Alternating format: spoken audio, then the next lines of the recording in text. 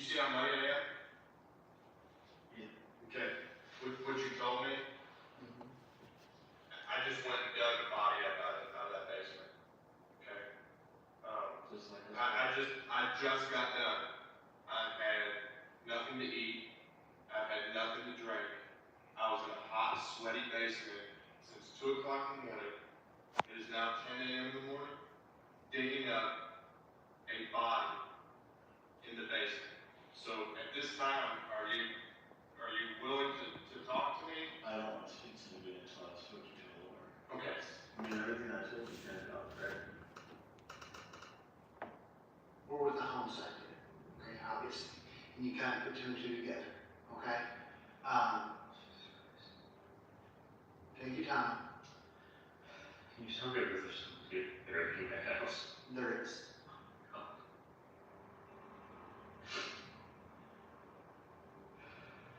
Do you know who it is? We have an idea who it is. Oh my God, Joel.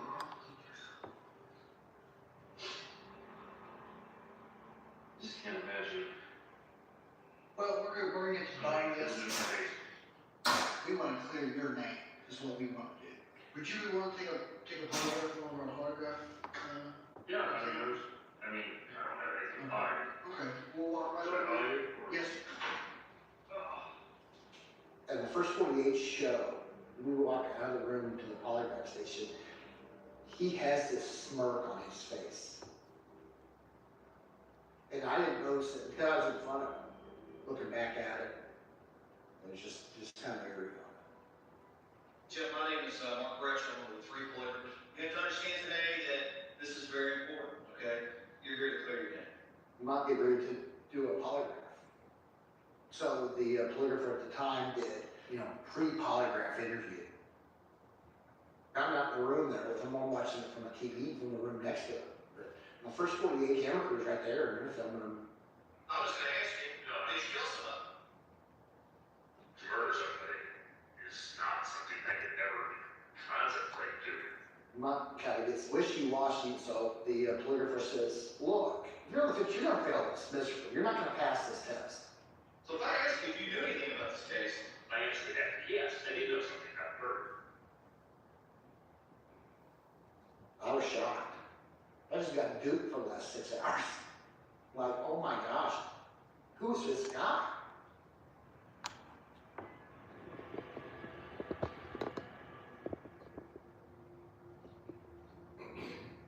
Jeff really believed that he was the smartest person in the room and that he was able to outthink, out-strategize anyone in the room.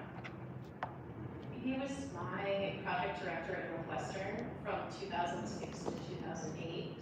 We were on the Project Cafe at Northwestern, which was comprehensive access to financials for the enterprise, as named by Jeff Lunt. Jeff was a little bit feared as a boss. Had a little bit of a temper, he had a certain way he wanted things done. Jeff wouldn't accept any reports that were not done in 14-point Garamond font. If he was having a bad day, if something did not go on his way, you could hear really loud metal music coming out of his office. So you knew not to approach. Jeff did speak with a British accent the entire time that I knew him on the project. He would say top of the morning to you, and after we got to know each other for a while, I said, Jeff, did you grow up in the UK? Did you go to school in Britain? And he said, no, I feel like people give me better respect if I speak with an accent. I remember on a Thursday night, I locked my laptop to my desk. So went around the office to try and find just anyone to help me out. And Jeff was one of the few people still in the office. He immediately said, Becky, I know just what to do. He grabbed his keys. And so we rode in Jeff's car, went to the hardware store. What are we doing, Jeff? He said, we have to get bolt cutters. I said, Jeff, why do you think this will work? He said, well, I used to steal bikes in college, and this is what we would use. I expensed them into the university. He had told me to expense them in. And then he didn't even approve my expense report. He said, you can't just expense in bolt cutters. You need to hide that. And I said, want me to lie on my expense report? He said I would never say that. Jeff was still in Chicago when we met. We were at a conference and we chatted. He said he always wanted to come and live back in Louisville because he grew up here. And I found out he grew up in the same area town I grew up. So he became a consultant on a big project I was working on at the University of Louisville. And we just struck up a good friendship from there on. He mentioned that he had broken up with his boyfriend in Chicago. And then I think the breakup was part of why he wanted to move back to Louisville. In 2008, Jeffrey bought the house on 4th Street with hopes of turning it into a bed and breakfast. He bought the house, he wanted to fix it up. He bragged about restoring it back to its original state. He sent me an email, said I bought this big place in Old Louisville and I got big plans for it, yada yada. I'm Curtis Ford. I'm a preservation architect and builder here in Old Louisville. His vision was to have it museum restored and to have his big, Victorian mansion showings. That's what you do here in the gay community. You move to Old Louisville, you get a big mansion showpiece, and boom, you've arrived. He spends a lot on his clothes and everything. I mean, he was preppy. He's always really, really nicely dressed. Now, he's always going to make sure he's wearing something to show off. Like, I don't know, really uninspired, like $300 shoes. Oh, he was big with money. Always wanted his money. He drove a BMW. He liked the craft beers. He's definitely not a buddy, but yeah. And he always come in with his expensive bottle of water. We used to laugh about that. He had an expensive bottle of water.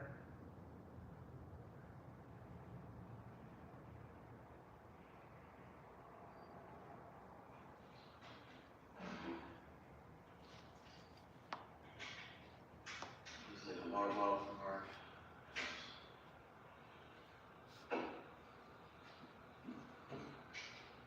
Did you ever watch Willy Wonka? And you get that golden ticket? Look, this is Jeff's golden ticket right here, okay? That's your golden ticket, and Willy Wonka just gave that to you. I want you to look at it. This paper, I want you to imagine that's a golden ticket. I need you to be totally honest with me, okay? Because you know what happened. Well, you're okay. You know what happened. And I mean, we need to know the details of that time. Right.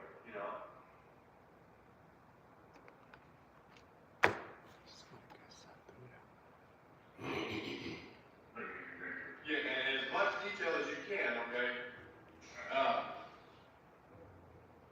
Joey had a friend from Lexington who had wants to hold at least I think fishing license at their house. His version of the story, mirrored up, almost identical to what Joey had told us. Jeffrey wanted to get some drugs, so he invited Jamie over to the house. Joey wanted to party, to do drugs. It's not something I would typically do. Before I knew it, Jeffrey stabbed Jamie. Joey had a knife in his hand and cut the guy's throat. I was scared for myself, scared for my family. I was so scared for my life, me and my family, and my damn cats. I'm not the one who killed anybody. I'm not. You can point your fingers at each other all day long. Oh my God. Who are we believing? Arrest them both. I'm not purposely getting it out. I tried to get this, and I was given drugs, and I don't normally take drugs. You talked all night long in a big circle. Not once did you band up and said, yes, we did it.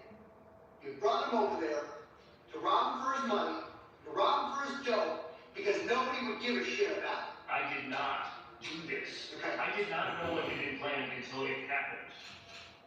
You are charged with robbery, murder, and tampering with physical evidence. Legally charged with murder, tampering physical evidence, unlawful imprisonment. hands together like a friend here, okay? Two men in a romantic relationship are arrested for murder after police find a body buried in an old Louisville basement. The tale of a love triangle and grisly Because murder. bandits and Jeffrey Mott were busted in Carol, Canada. stabbed, shot, and tied up inside a 50-gallon Rubbermaid tub. Both men are charged with burying the container in the basement, which took 6 months to find. Jamie and well, all three were in a bed with Mutt's home on 4th Street. 2 days after they found Jamie's body in the basement of the home on South 4th Street, Dale and Bill held a pride-related fundraiser on South 3rd Street. A mane of white hair swept back from his forehead. Dale smiled and reached out a hand as I approached.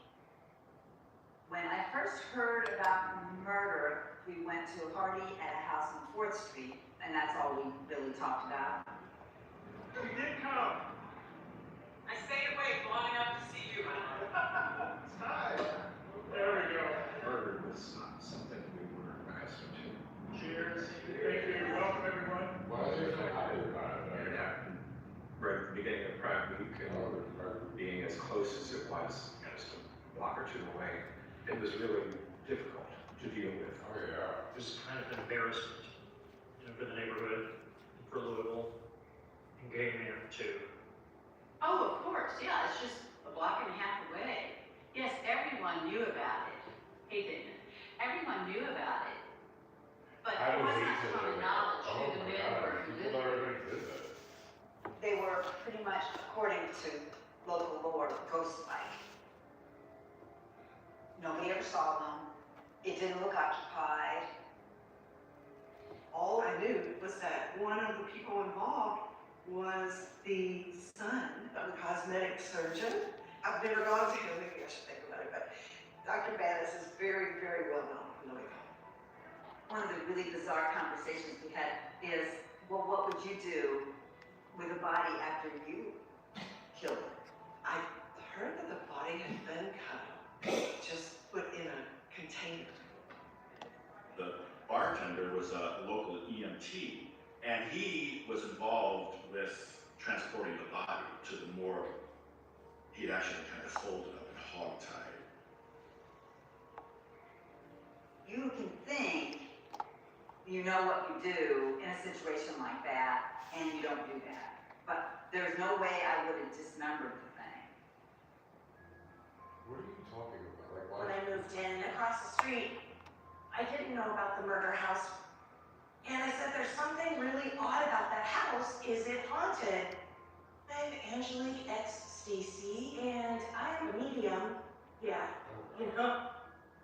Usually I don't tell those because you don't walk around telling your friends, I see dead people, and most of my friends are, so. It turns out 1435 had been a sanatorium. From about the early 1920s till like the late 30s, a sadistic doctor, Dr. Stanley Van Deen, used to experiment on his patients. He would take them down to the basement area. He would inject them, and then he liked to tell these folks, hey, you're dying, and see all the shock and horror on their face. And then Pauline, the local nurse, Miss Warren, bought it in around 1961. She moved into it with her daughter, and they opened it up as a boarding house. Unfortunately, one of her boarders came after her with a hammer, and she later on died as a result of those injuries. Then I started hearing from my neighbors that somebody dies every couple of years around it. So, yeah, that seemed quite a lot over there. Oh, I love this paragraph.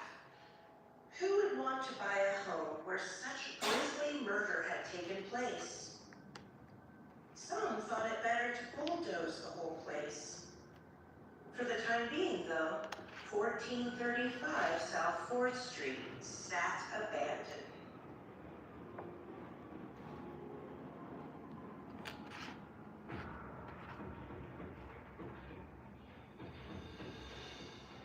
Nearly 3 years after a man was found dead, stuffed in a plastic. Suddenly following a love triangle gone bad, Bannis' entourage of the 2009 murder of James Carroll. The victim's vital body was left to rot. Bannis could get the death penalty if he's convicted.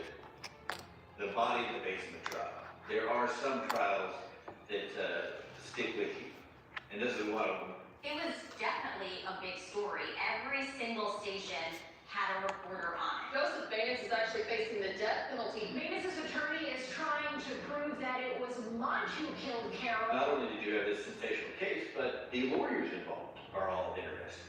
There was a lot of star power in a way. This was a death penalty case. They actually were seeking to execute our client. So the stakes could not have been any higher.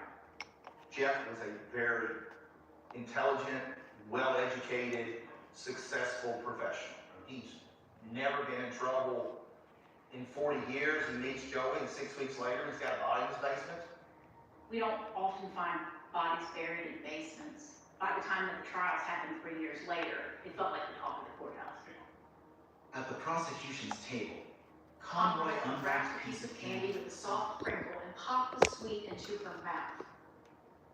Popped a piece of candy. I mean, this, yeah, with a soft crinkle. Joseph Baines is the first of two men to be tried for Carol's murder. Baines and Jeffrey Mont blame each other for Carol's death. Both face separate trials. Typically, a prosecutor wants to have one trial with both defendants sitting at the same table so that one jury can hear whatever everybody's going to say. From the very beginning, both Mont and Baines blamed each other. There are Supreme Court rules that dictate whether or not you can play those statements in a joint trial. So we have two separate trials, and I felt like it would be more likely that I would be able to be successful at the first trial against Joey Baines. He had a criminal history in a different way than Jeffrey Mont obviously did. There were all those pictures of Joey Baines with guns. Unfortunately, we judge people sometimes by just what they look like. We can judge people just on a photograph. We have all seen the infamous photograph of Joey with the mohawk, looking like, if you had his picture up next to Mr. Mont's famous photograph, which looks like an IT executive, which of these two would stab somebody and bury him in the basement? In the courtroom, Judge Mitch Perry watched from his pulpit as Bailiff Brown ushered in the defendant and then announced the arrival of the jury. Oh, this is gonna be a good one. It's gonna be a trial where the public will be in the courtroom, so I was expecting a full courthouse. 3 men. 2 men left. Jeffrey Mont, Joseph Baines, and Jamie Carroll entered into a bedroom, 1435 South 4th Street, for the purposes of having group sex. Jamie Carroll didn't leave that bedroom, didn't leave that house, until homicide detectives dug his body out of the basement on June 17th, 2010. Jamie Carroll spent approximately 6 months in a 50-gallon Rubbermaid container, covered in lime, sealed shut with foam, strapped with duct tape. Your job as a juror is to take evidence and present it to you, focusing on that man, Joseph Baines.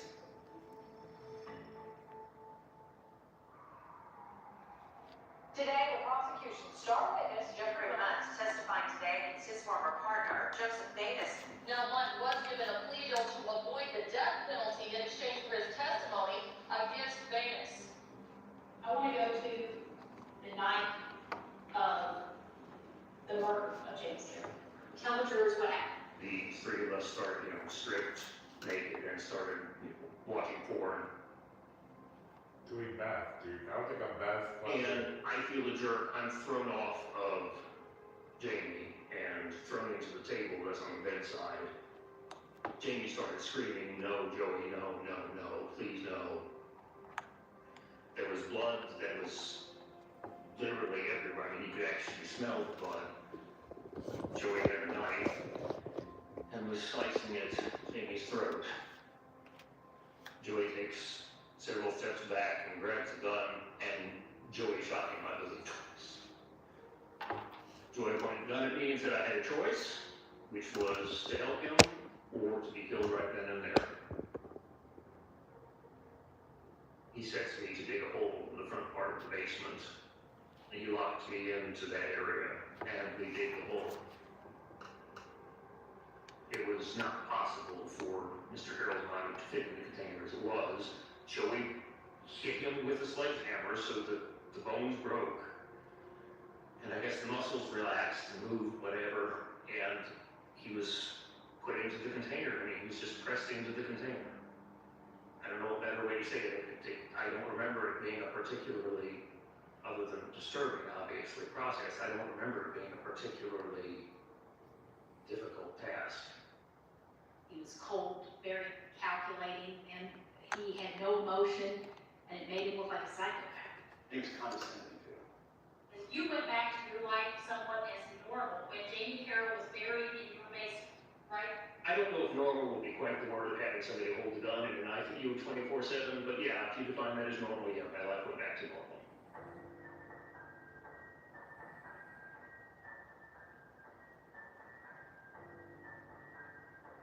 These series of pictures, where they taken? They're taken in the front hall of my home on 1435 South 4th Street. And time frame generally of this photograph is in late Around Christmas time of 2009. And at the time of this photograph, is Jamie Carroll buried in the basement? Yes.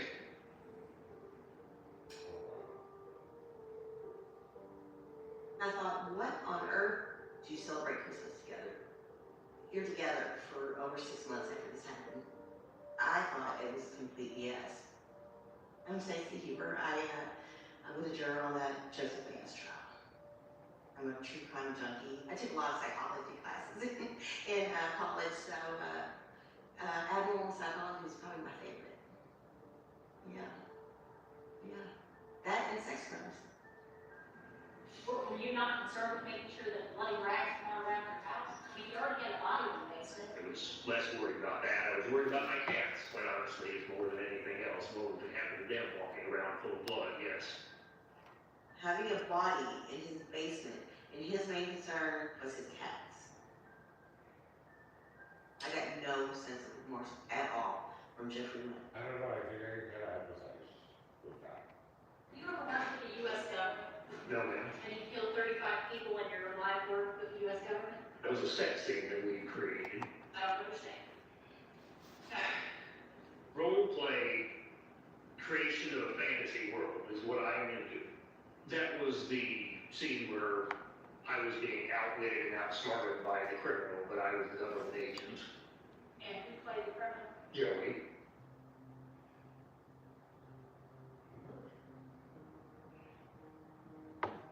Darren Wolf was champing at the bit when Jeffrey Mudd returned to the witness stand for cross-examination. Taking a long drink from a bottle of wine, the attorney seemed to steel himself with a slight jerk of his head to the side, almost like a prize fighter entering the ring. Jeez.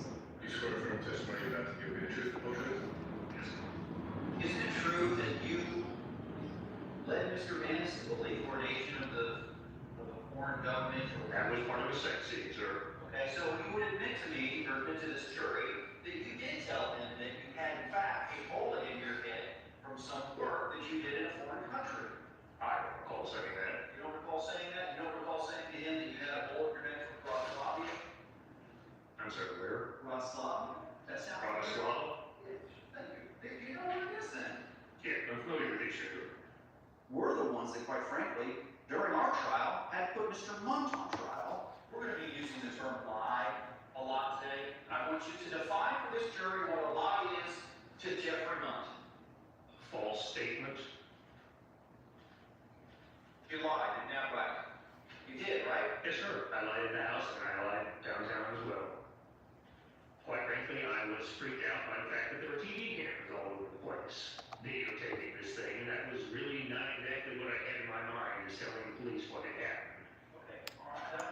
You know, let's talk about this. There were the television cameras that were up in the corner. The first 48 hours, they were the ones sitting right outside the door of the interrogation. I don't remember where they were sitting. You don't remember that? I do remember there were cameras there. I can't speak to where they were. Okay. Do you remember having conversations, literally having 48-hour crew?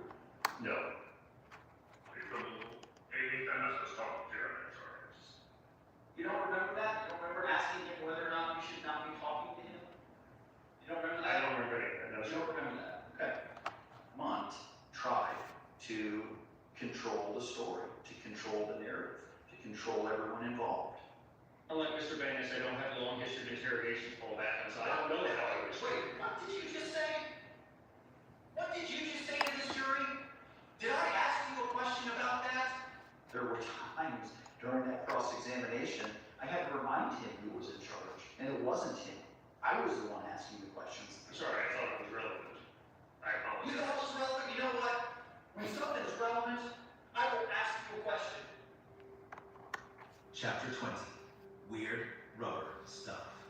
I'm going to show you profile. It appears to be a profile of me from a website. All right, under turn-ons, you've got the rubber, PVC, leather, bondage, all types, restraints, cuffs, collars, hoods, gags, etc. And that's what a lot of us kind of learned, a lot of the new words. ENP, Refers to drug use, particularly methamphetamines. Already in place, DMP. what's WS? Water sports, primarily, I guess, the term for urine. Ass play and sensory deprivation. What does CBT mean? Cock and ball torture. It means I like having my penis and my testicles played with hard. Ginger, right? Ginger? A ginger root in the anus? Is that right? I went to places that I have never gone to before and do not plan to go back to ever again. 100% kink shame. You can call it whatever you want, but as a defense attorney, are we supposed to just sit back and completely ignore this completely separate lifestyle that's not being presented to us? What's this next one? What in, He doesn't tell the people that I would come across. Qualification, and he basically liked to be almost, clad completely in leather or something else and almost be the air cut off. I like having people hold my head, put a hood over my head and smother me. Obviously, only to a certain degree. Did he carry out one of his fantasies? That's the thing I learned in my insurance class is that it could have been wow, this can happen. I can make this happen. I can meet my fantasy. Because mummification is one of my fantasies. You have to remember the fantasy world of sex is very different to the reality world.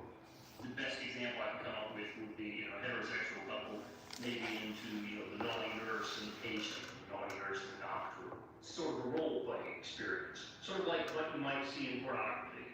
I mean, the only reason you fantasize about things is because you think that maybe one day they could be a reality. If you're in a position where sexually, basically being strangled or almost dying, or those kind of asphyxiation sort of things give you a thrill, why wouldn't seeing an